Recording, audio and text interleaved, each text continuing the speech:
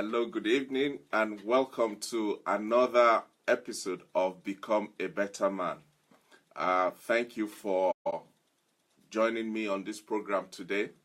It's another opportunity for us to look at another aspect of the areas in our lives that we need to grow, we need to improve, we need to bring it up a notch, and as we go on this journey and we try to discover new ways of being better, new ways of doing it better, new ways of relating better, new ways of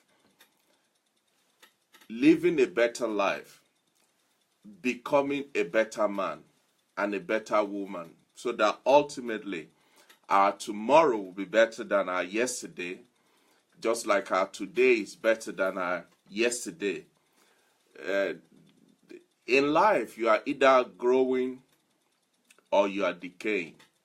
Now, some people will say you could be standing stagnant. It's almost not possible to be stagnant. If you are not growing, then something else is happening, and that could mean you are actually decaying. So every day is an opportunity for us to learn new things. It's an opportunity for us to grow and develop. It's an opportunity for us to explore another aspect of life that we probably have not looked at or considered at all. So this platform, Become a Better Man, is geared towards equipping us and helping us to look at areas that we need to improve upon. We need to learn new things. We need to expand our horizon. And over the past few weeks, we have been looking at a specific topic: how to handle difficult people in our lives, how to relate to, how to manage, how to handle, how to interact, how to live a comfortable life, even though we have these people that are somehow difficult, sometimes unreasonable, sometimes just a pain in our lives, because everywhere you look, they're there. Everywhere you are, they're there. And in some cases, you and I are actually the difficult people or the difficult person in other people's lives. So we have been looking at how to manage and handle this aspect of our lives, because unless we establish or we master this skill, this particular area of our lives will continue to be a stumbling block, and we will continue to stumble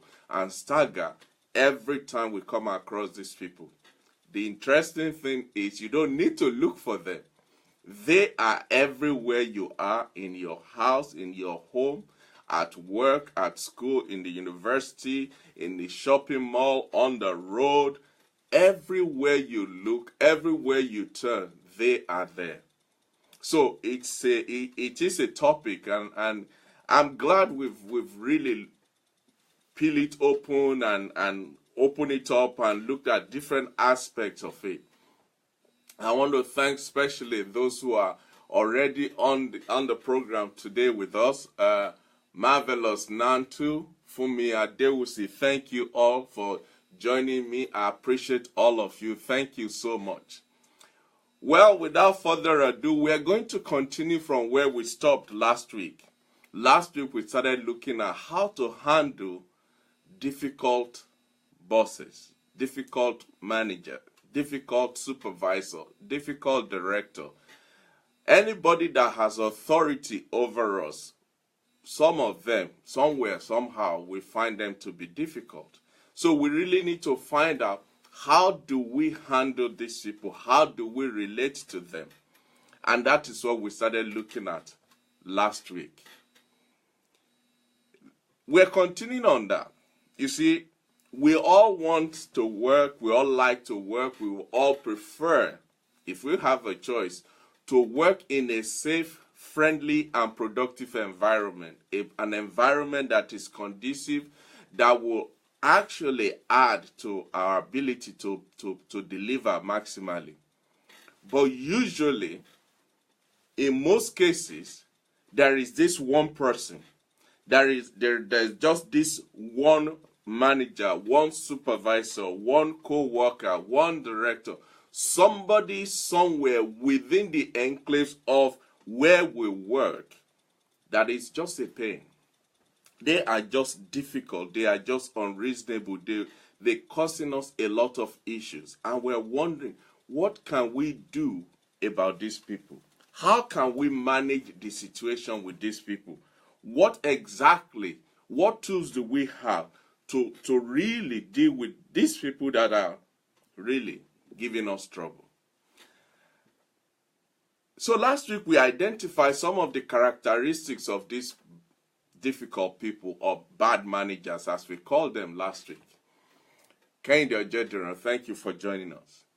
Please, let's quickly click the share button so that we can enjoy the remaining part of the program. So we started looking at some of the characteristics of these so-called bad managers, micromanaging managers, difficult managers, bullying, supervisor, terrible co-workers, call them whatever name. In whatever category they manifest, we're talking about the same group of people.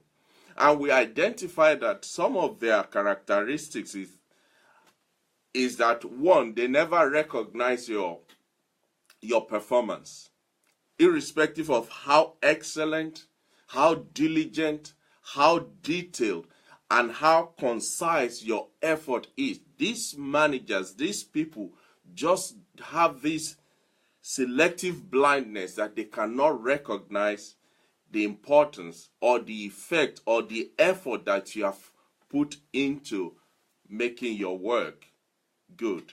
Because if your work is good, if your productivity is on top of the pile, then it will help somebody else that will take over from you. Because in every working environment, your output is the input for another person.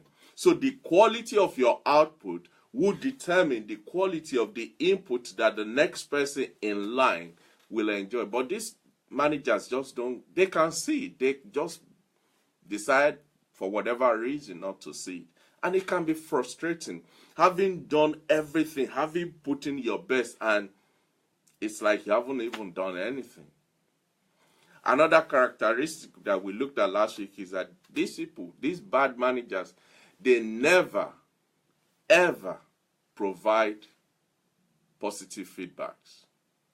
No positive feedbacks whatsoever from them. Not. The only feedback you get from them is, this is not done. Why is this? How come that?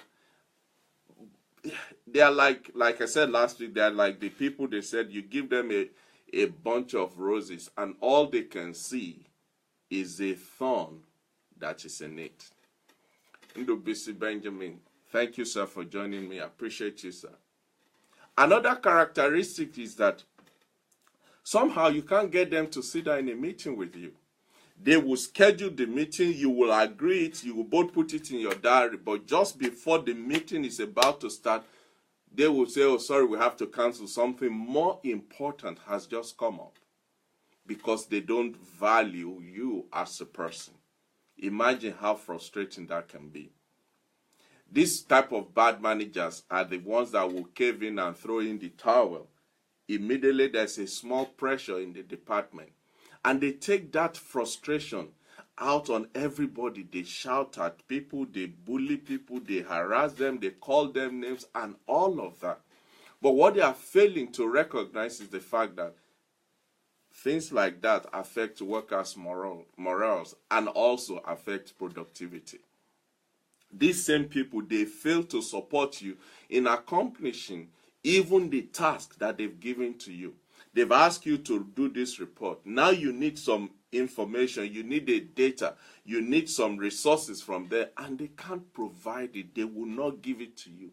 It takes the joy out of working. I don't know if any of this is, if you have experienced any of this, because I can tell you in my working life, I have seen all of this and then some. And I don't think it is peculiar to me. But the worst part of these bad managers and supervisors and directors and co-workers and whatever whoever they are, the worst characteristic that they have is that they take credit for your work. You have labored, you have sweated, you have put everything into your work, and they just come and take credit for it, and no acknowledgement of your involvement whatsoever. Wow, that definitely, that is something that is, it's terrible. That is just so bad. So these are some of the things that were established last week as some of the characteristics of these bad managers. Statistically, it has been established that some of the issues that an employee that you and I will experience in our place of work that has made us to establish or give a name to some of these managers is actually down to not the managers per se. It is down to some co-workers. Some co-workers within where you work.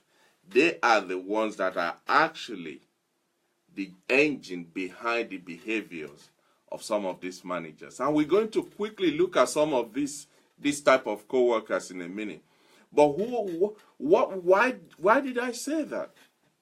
Some of these co-workers, they get you into trouble directly by setting you up for a fall.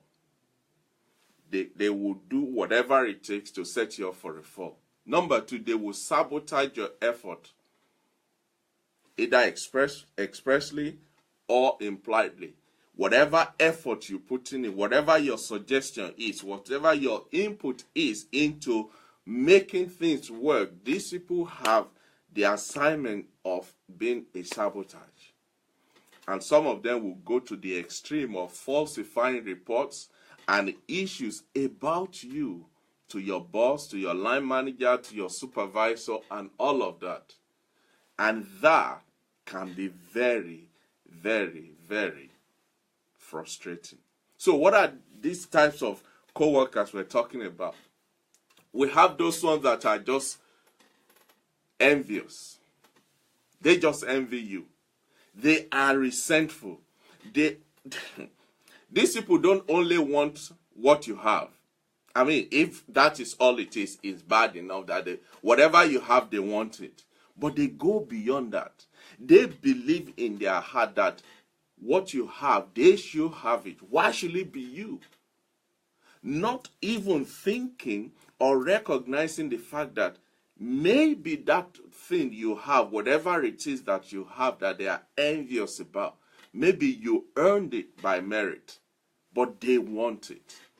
They want it, and they will do anything and everything to let you know that they want it. I remember getting into a new job some years back, and the managing director said, well, Mr. Disu, this is your office. And a week after that, he came and he said, no, we need to change your desk. It's too small, this and that. And before you know it, they've given me a bigger desk and all of that. And for me, big or small, I just want to work. Then this other guy came in who was there before me. I said, what's going on here? You've just been here 3 days, and look at the size of your desk. I've been here for those. And this guy went on, and week after week after week after week, this guy won't let it go. Because to him, he should have that table. That desk should be in his office. But the funny thing is, his office is smaller than mine. So that desk will not even fit in his office. But that's immaterial. He wants what I have. The envious people. They are insecure about their job. They are insecure about their ability. They are insecure about their capacity. But more than that, you remind them of their inadequacies. They see you put in a lot of effort and do your work well. And it lifts out their inabilities and inadequacies, and that is the root of their envy. They operate under the bad spirit of in my opinion, the spirit of covetousness. They are like the little children. You know, when two children are playing, if you have it, it's mine. If I see it first, it's mine. Even if it's on you, if it's with you, if it's in you, it is still mine. And until they have it, they're not going to stop. These are envious co-workers. What do you do? How do you handle them? Number one, limit your communication with them. Keep your communication with them to a limit. As much as possible, be friendly, but don't be overly friendly with them. Number two, when an envious co-worker starts to attack you personally on any issue, try as much as possible to bring it back to the professional issue that's on the table. Don't get dragged into ajibaji with them. Keep your relationship with them as professional as possible. And if things goes south, that it's affecting your ability to work, report to your supervisor, unless if your supervisor is a person, then take it to the human resources department. The number two type of co-workers that will give you griefs at work and make your line manager or your boss or your director really have issues with you is the imposers. Those that are imposers. The thing with the imposers is that they just don't get the message. Tonya Brown Rivers, thank you, ma'am, for joining me. I appreciate you. Kenny Disu, thank you for joining me. Please, let's quickly click the share button and go and share the message. The imposers they just don't get the message. They are they take advantage of your kindness, of your generosity, of your willingness to help them.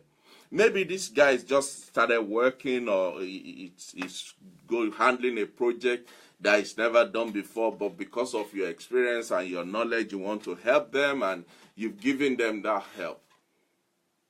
And suddenly, you've become Bob the Builder. We can fix it. Every time they have an issue, every time they have something to do, without even thinking, okay, how can I do this? What can I really do here? They're knocking on your door. Have you got a minute? Can you look at this for me? I'm just wondering if this can be done. What do you think? And on and on and on they go. This type of people, if you allow them, they will use up your time. They are like parasites. They will suck all the juice out of you and then go to the next victim. And at the same time, while you are helping them, your job, your work that you are employed and paid for is lying undone. Guess what? You get into trouble with your manager. How do you handle them? It's easy. Teach them tough love. Knock, knock, knock. Oh, Mr. Disu, please can you help me? I know you'll need my help, but right now, I can do with some help myself. I am far behind with this report. I cannot even blink an eye from this report. I have work to do. My manager is waiting on me for this. And make it as firm as possible without being overly without making it look like you're just kicking them out of your office. I have work to do too, and I must do it. So I'm not going to be able to help you on this matter. Sit down, think about it, go through the manual, find out how to do it. I'm sure you will get the answer there. By so doing, you are, number one, relieving yourself of the unnecessary baggage that they add to you.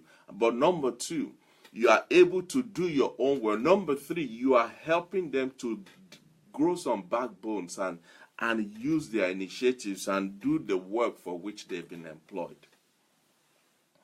The third group of people, of co-workers that will get you in trouble with your line manager or your boss or your supervisor, are those that will just attack you. They are just hounds. They will attack you. There's no two words to describe it.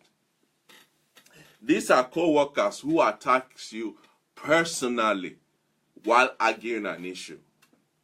They will attack you personally while arguing an operational issue, a departmental issue, a business issue, a report, whatever it is that you are talking about. These people will leave the issue on the table and they will attack your person. These people will get under your skin. All they're waiting for, all they're trying to do is to get you to respond, to react, so that the manager can pick up on you and tell you are the bad one. I don't know if any of this relates to you. Like I said, I've been around the mill a few times, and I can tell you, I've experienced all of this. These attackers, they are so determined to score points with the boss that they will pick up on you. Even when you bring up good ideas, good suggestions, good solutions, and good initiatives to solve whatever the problem is, they will not face that. They will attack your person. Everything to them is personal. They cannot separate their emotion from official matters. As far as they're concerned, the issue is you, nothing else. Nothing else. They will come after you. What do you do with them? Don't let such people frustrate you, because that's their purpose. That's their aim. Rita Van, good evening. Thank you, ma'am, for joining us. Adebayo Shonayi, thank you, sir. Appreciate you, sir.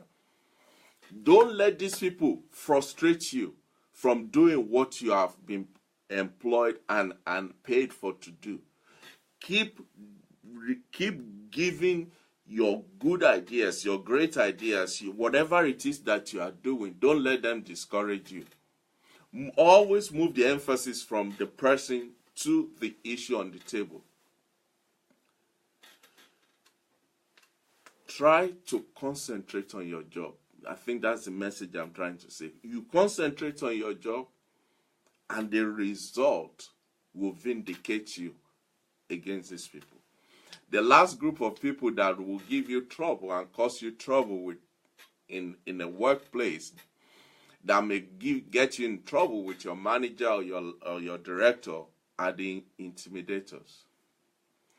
The intimidators. Usually these are people who maybe they have been in the job longer than you, maybe they are older than you in some cases, maybe they just have something over you. They would like to remind you that I am here and I can see you. They are like that. I'm watching you. These are the office version of middle school bullies. They will threaten you. They will harass you. They will let you know that if you don't do what I'm saying, I will embarrass you. I will do this to you. And all they are trying to do is to bring you into their pocket, to make you a puppet, so that you now start running their errands, you're doing their biddings. And in the course of you doing that, you've left your job undone. Guess what? Your manager is coming straight on you. And you could turn around and say, oh, that manager just don't like me. No, it's not that. It's the fact that you are not delivering. Not because you can't deliver, but because you've allowed this intimidator, this bully of a person, to put you in their pocket and just turn and twist you the way they want. How do you handle them? One of the best ways to handle a bully is to stand up to them. Develop a backbone and just say, do you know what? I was employed in this organization just like you were employed. I'm not here for you. I'm not here because of you. I'm not here to serve you. I'm going to do my work. I'm going to do my job. With or without you, I am still going to do what I have to do. And if this continues, then somebody above both of us will have to listen to what's going on. You see, the best solution for a bully is for you to stand up to them, nothing more. Another thing you can do is to create both a physical and an imaginary barrier between you and them. A physical and an imaginary barrier between you and them. What do I mean by that? Say you are from admin department and this intimidator is in finance department. So you have to work together on some issues. Just don't deal with him. Deal with somebody else in the department. who probably would still go back to him, but not directly with the intimidator. Another thing, if, for instance, you are in the same office, ask for your desk to be moved away from his or hers, so that there's a physical distance between the two of you. Now, another thing you can do if it's becoming unbearable is try and keep a record of all these things that is happening, because should it need to go legal, or you need to now take it up officially through the Human Resources Department, you should have a record of what this guy or this lady or this person has been doing for you and to you over a period of time. So as you can see, yes, there are bad managers. There are bad directors and supervisors and line managers and all of them. But sometimes the reason they end up treating you badly is because this group of co-workers are in the place and they have exposed you to this manager, so that the managers are now turning on against you. Now you could say, well, the manager is supposed to know better. Remember, they have their own work to do as well, and they can only go by the report in front of them. So be mindful of these people that we have identified. Question: have you experienced any of these four categories of co-workers that we've talked about? The intimidator, the intimidator, the one that will attack you, the imposer, and the envious ones. If you have experienced any of them, it'll be good to hear if you have anything you want to contribute, so that we can share it with the team, with everybody, so that we can all learn from it. Remember, this is a learning platform. We're all learning, and the more we interact, the more we exchange ideas, the more we exchange experiences, the better it will be for all of us. Now, having established that, last week I also said one of the things we'll be looking at this week is, what do you do when you find yourself in a situation where your manager, your supervisor, your director, your whoever you report to is younger than you? And I'm not saying younger as in 2 years younger. I mean, he's so young, you could almost be their father or their mother, and yet they're your boss. What do you do? You see, the reason I'm bringing this up is, it is easy to label such people as bad managers. It is easy to categorize them as terrible managers or supervisors or directors, just because they are younger than you. Having established that, in order for you to enjoy the working relationship with these people, there are certain landmines that you as a person, myself included, we need to be mindful of when we find ourselves being led or being managed by somebody that is younger than us, that is so young we could have given birth to him or her, that is so young you're wondering, where did he or where did she come from? I have had a situation where the person who is my overall boss is about 12 or 15 years younger than me. And yet, he's the overall boss. I've still got one or two other managers before him, but he's the overall boss, and he's like 12, 15 years younger than me. And I have to respect him, I have to honor him, I have to submit to him, I have to take my lead from him. Have you been in such a situation? Have you experienced such thing at work? And if so, how have you handled it? How did you manage? Because unless you are mindful of these landmines that we're going to be looking at in a short while, you're going to trip yourself up. And instead of you which is typical of human beings, instead of you looking inward to see what you have done or what you are doing, we turn the table around and we call the other person the guilty party. So we're going to look at quickly when you are being managed, when you are being led, when you are being instructed, when the person you report to that you take instructions from, when the person that is your overall boss is younger than you, what do you do? Rita Arejo, thank you. Awolowo Omotanwa, thank you. Appreciate you. In every career, in a workplace, there was a time when the career path is straightforward. You just know that you enter at entry level, wherever the entry level is, and you work your way, you grow with the company, you develop yourself, and you get promoted, and after a while you get to the top.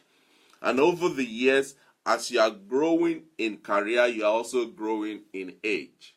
So it is natural in a setting like that for your boss to be older than you, for you to be older than the people that report to you. And it's a natural flow. But you and I know there is no work for life anymore. The lifespan of every career or every work or every office or position has become so short. So the movement of labor in and out of organizations is just so rapid these days. But more than that, many organizations are now engaged in the services of consultants.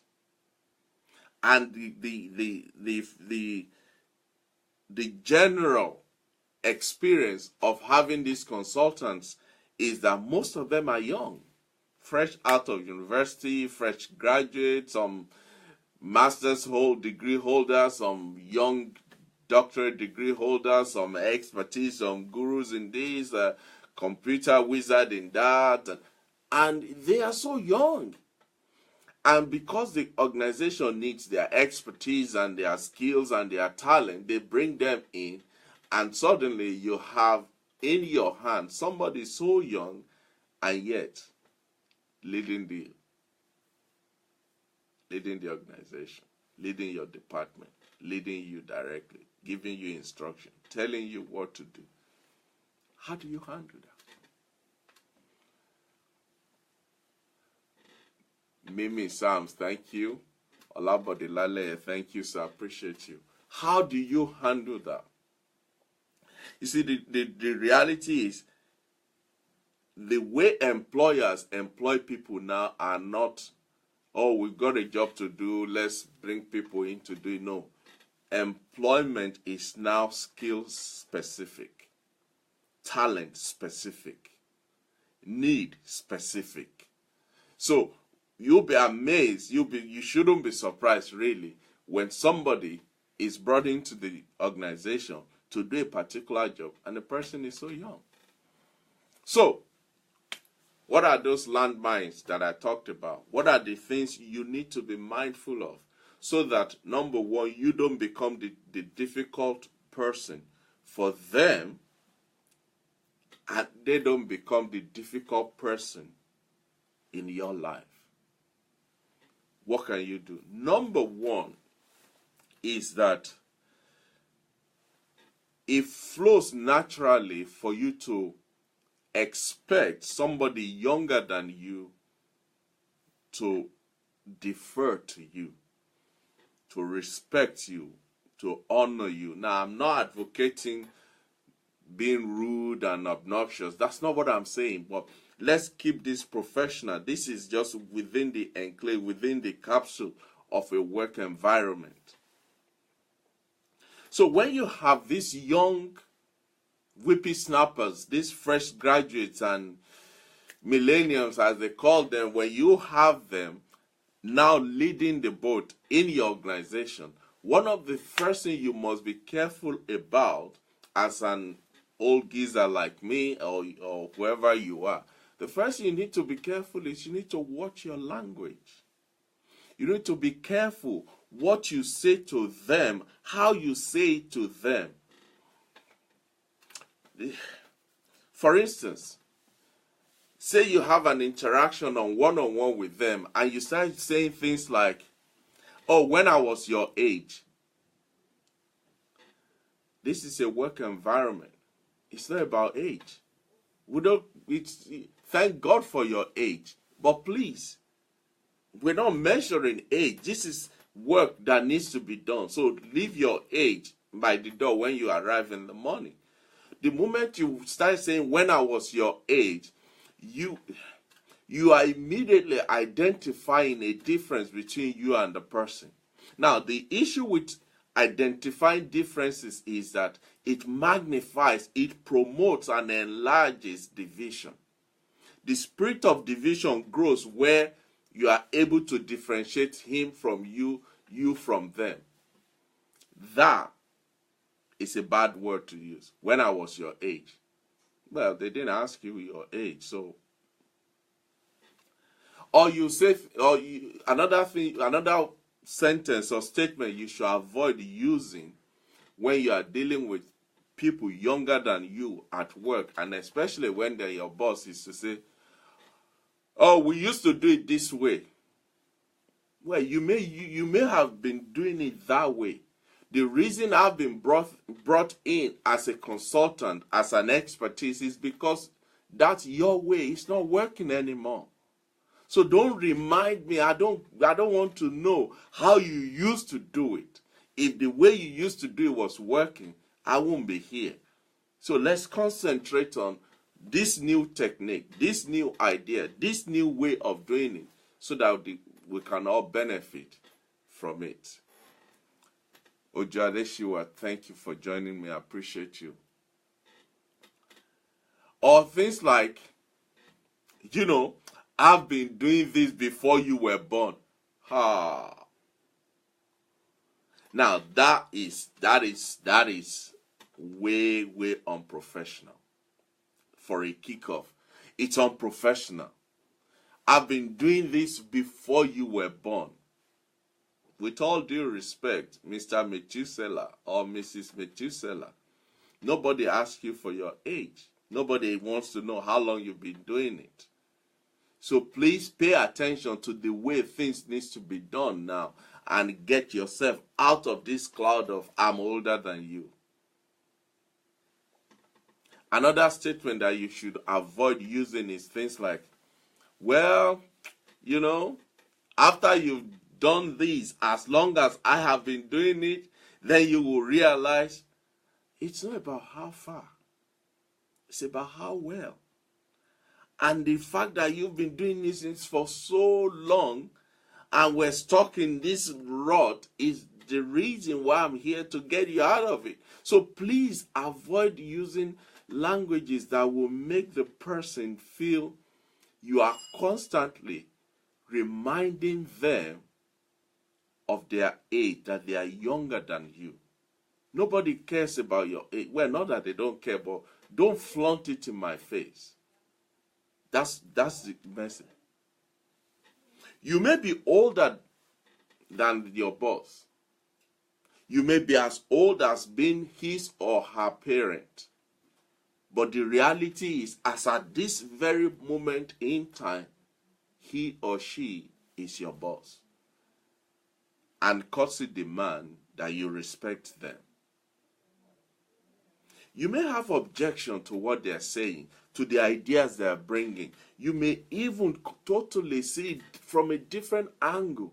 There is a way to present that.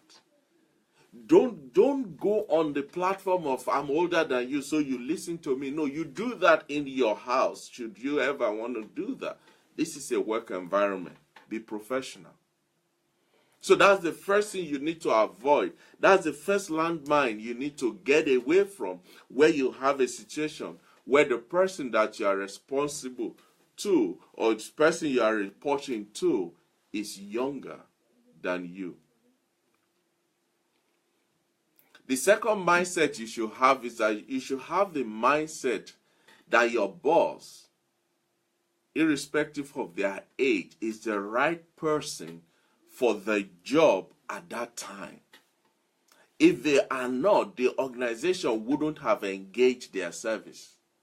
So the fact that they are there at that time, take it on board that this person is here right now because the organization believes they are the right person for the job. Even if you don't have their expertise, you already have more life experience that should guide you when you are handling such person. They may well have the knowledge and the expertise, but you have the longevity of life experience. You are more matured. You are more drilled in the things of life, and you should use that to carry yourself. Don't resist any change that they bring in. Have an open mind. Approach it with a mind that says, I'm going to learn from this. Not every new suggestion, every new idea you want to push about. No, that's not going to work. Oh, no, that's not going to work here. Oh, that's not how we do it. When Mr. Matthew was here in 2001, well, Mr. Matthew is not here, and this 2017, not 2001. This is a new dispensation. Now, you may have a logic, reasonable, alternative idea of how to do this or how to tackle the issue, but don't slap it on them on the premise that you are older. Take, for instance, if the person is actually older than you, you won't say because you've been in the organization longer than them and you just slap it in their face. No, you will go into their office at a quiet time and present your case. Then do the same. It's not about the age. It's about what the organization needs doing at the particular time and the skills and the tools that they have to do it. Don't be insecure about your age. So assume that your boss is the right person for the job at the right time. And when you take that mindset, you won't have problem taking instruction from them. Another thing you must do when you have a person who is younger than you that is leading you, especially in a work environment, keep everything professional. Keep everything professional. Yes, you have you have more life experience than they are.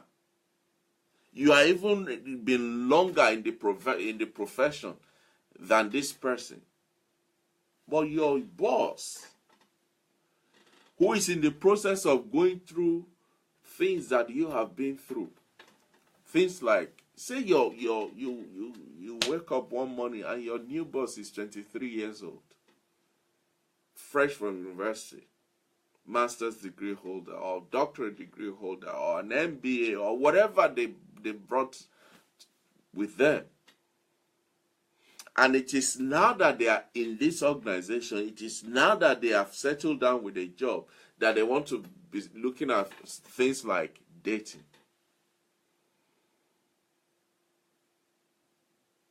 That's not the time for you to say, come, let me tell you. Let me tell you a few things about men. If they need your advice, they will ask. And even if they ask, there should be a way you present it. They have parents. Let them ask from their parents. How can I explain this? Be professional about things. Don't start telling them, well, if I were you, I remember when we had Jenny. If I had another opportunity, I won't have Jenny there. And on you go on about Jenny. Just because you know this young manager is now married, maybe she's pregnant, or he mentioned out of conversation that his new bride is, that they're expecting a baby, and now you want to start lecturing him or her about how to handle babies, when to go to sleep, when to change. No, that's not the purpose of your being there. Keep it professional. Keep it professional. If they need your advice, they will ask. Even when they ask, be careful how you deliver it. Because what you don't want is a situation where your relationship with them has gone out of being professional. Now you are the departmental mother or departmental father, or you are the agony aunt or agony uncle. All they now use you for is, oh, my boyfriend did this yesterday, and then you bring out the tissue. Oh, my baby didn't sleep last night, and then you're rocking the baby for them. No, it's a work environment. Keep it that way. See, the danger in that is you may think, oh, Tunde, you are being mean. You don't want them to. No, it's not about that.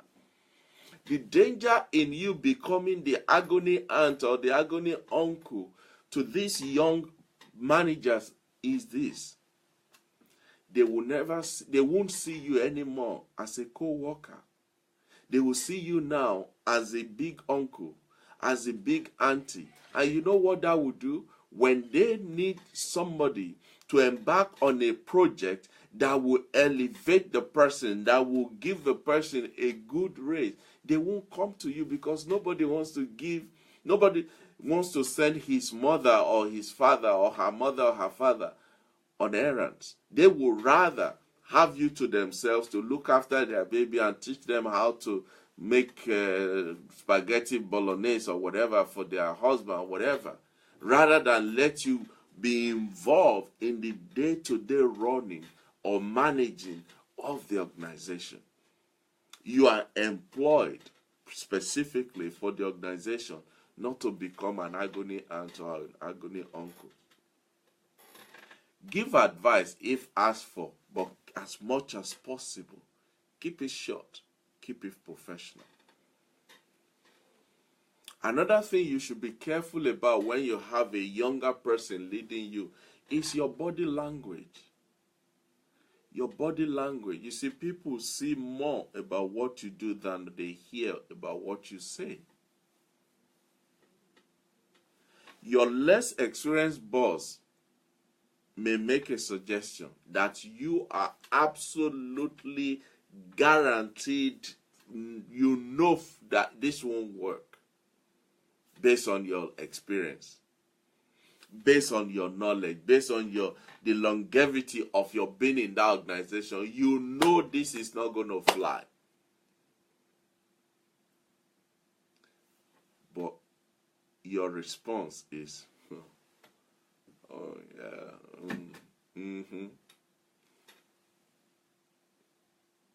When you do that, that relationship is over.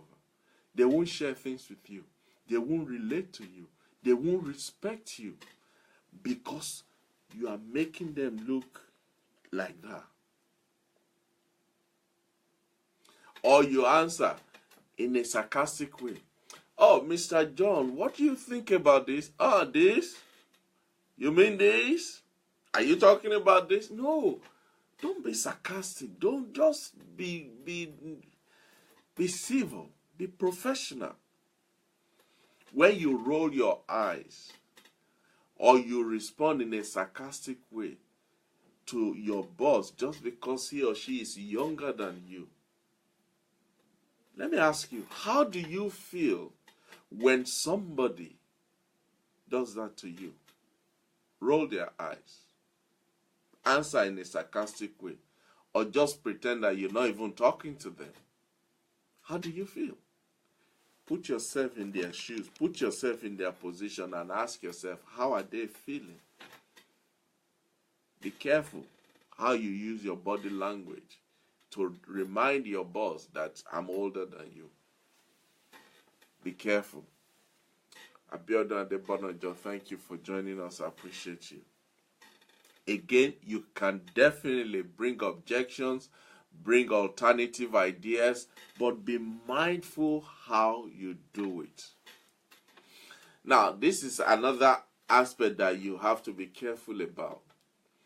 Just because your boss is younger than you, a lot younger than you, in fact, doesn't mean you should forget about your age. Don't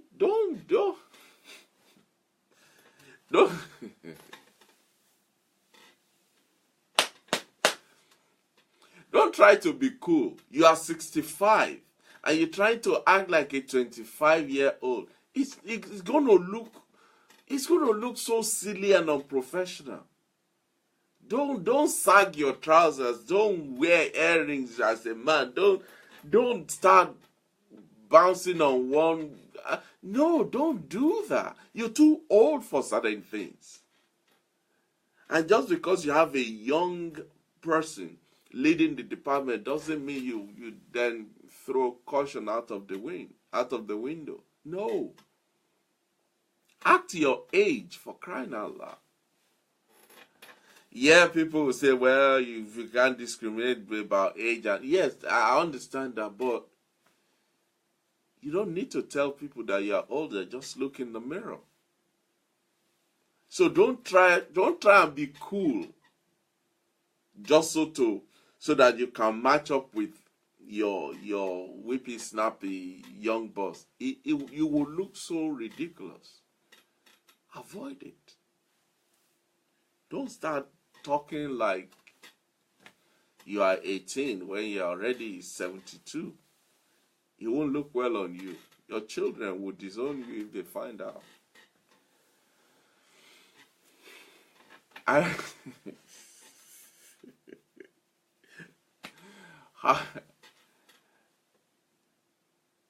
don't know how is this helping anybody? Let me put it this way. Is anybody being helped by this? Because in a work environment, these are some of the issues that will trip you up without you even knowing, without you even paying attention to them. And before you know it, you are in a bigger trouble. And you're wondering, how did I get here? It's things like that. Your boss is talking and you're rolling your eyes. Your boss is talking and you're saying to him, when I was doing the, you were never even conceived. No, that's insult. That's very insulting. And then you wonder why he won't promote you when you've already insulted him or her. Anyway, quickly moving on. Another thing you should bear in mind when you work with a younger boss or a manager or a director that's a lot younger than you is the fact that there are certain privileges that you think by virtue of your age and virtue of your longevity in the organization, or even you may have been enjoying some privileges before this new boss comes in, before the arrival of this new boss. But you must respect the fact that this is a new dispensation. This is a new person in charge. And they will have their own style, the way they want things done, how they want things done. You have to respect that. Maybe the previous manager who you started together 17 or 24 years ago, by virtue of your longevity, they've said, okay, Mr. Johnson, it's all right. I know everybody resumes at 8, but because of whatever, you can resume at 9. It is not a right. It's a privilege that's been extended to you. So if the new manager comes in and he said, you know what, I want all the staff to be in the office by 8 p.m. That's not the time to go to him and say, you said what? Maybe I should give you the phone number of Mr. Andrew. When we were here, when he was here in this your office, when he was sitting on this your chair, he said I should be resuming at 9. And I'm going to be, no. Mr. Andrew is gone. This is Theophilus now running the show. You have to honor the fact that he's now the boss. Maybe in your relationship with Mr. Andrew, they've said, well, because of your grandchildren, we will allow you to take your holidays when the children are on midterm break so that you can have time with them, which is great. Bless them. But now you have a new boss who doesn't see it that way. Respect it. Submit to that. Change yourself. Move things around to accommodate the new dispensation.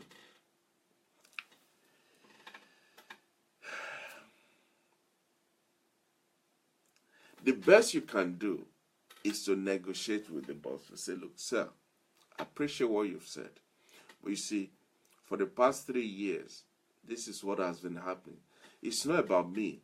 It's about those children. They are used to having this time with me. Would you consider letting me have my holiday about this time so that those children don't feel disappointed? Any reasonable person will understand that. But if you come and say, and you just look at it and say, what do you mean I can't have my holiday at so time? That's the way I've been having it for the past 7 years. Long before you were here. This is the way for now you've already put his back against the wall. You're asking him, show me your muzzle. And he will show you. So there are certain privileges that maybe you've been enjoying. And you've enjoyed it so far. Thank God for that. But there's a new sheriff in town. And he or she they have their own ways of doing things, their new rules and all of that. And you must respect that. So, if you find yourself in a work environment where somebody a lot younger than you is the boss, I hope you have learned something tonight that will help you establish and enjoy a great, wonderful, productive, and peaceful working relationship with the person. You see, once you become an adult, age is irrelevant. Age is irrelevant once you have become an adult. Once you've gone past a certain age, it doesn't matter whether you are on the high scale or the lower scale. You've already crossed the threshold. So don't flaunt your age. Do you know who you are talking to? No, they do. Your name is Mr. Bill, so that's who you are. Now, does that mean I'm encouraging the young manager or director or whatever or supervisor to be rude and disrespectful? No. The truth is they will be honorable. They will relate to you based on the way you approach your relationship with them. Ladies and gentlemen, it's been a great time tonight. I have enjoyed it, and I hope you have enjoyed it too. I have learned myself in the course of the program, and I hope you have learned one thing or another. The truth is this. The truth of the matter is we spend most of our productive day or life or time at work. And if that's the case, if that is the case, let us do whatever possible within us to make the workplace environment not just a workplace, but a family place, an enjoyable place, a place that we look forward to going to. Because unless that is in the mix, it's going to just be clock in, clock out. Thank you, Rita. Rita Van said, age is just a number. It is a number. Just put it down and live a life. Don't carry your age on your shoulder. Everybody can see you've got gray hair, so you don't need to tell us you are older. We can see that. Our time is up. I want to thank all of you for joining me for tonight. And please, please, please don't forget, on Saturday, the event I invited you to last week is coming up this Saturday. It's the big Christian entrepreneurship event here in the UK. It's coming up this Saturday, the 28th. Again, check on my social media handles. It's there. You will find all the details there. I am honored to be one of the speakers at that event, and it will be even a greater honor for me to see you show up and be part of it. It's going to be great. We'll be looking at businesses, ministries, entrepreneurship, social enterprises, you name it. It will just be a wonderful, wonderful time to be together and see how we can help one another become better at what we are and what we do. Anne-Marie, thank you. Sylvia, thank you. I appreciate all of you for joining me. Please, if you have not shared this message tonight, this program, let's quickly click the share button and let's go and share it. It will benefit somebody somewhere. And one day they will shake your hand and say, thank you. I watch a program on your Facebook or wherever you post it to, and it changed my life. It's an honor for me to be able to share this time with you. So until we meet again next week, remember, we are on a journey to a destination, and we're not going to stop until we get to it, so that we can all look back and confirm that truly we have become better men and better women. Until I see you again next week, this is Tunde Disu once again saying thank you. I appreciate your time. I appreciate your commitment. I appreciate your effort. God bless you. Thank you. Bye-bye.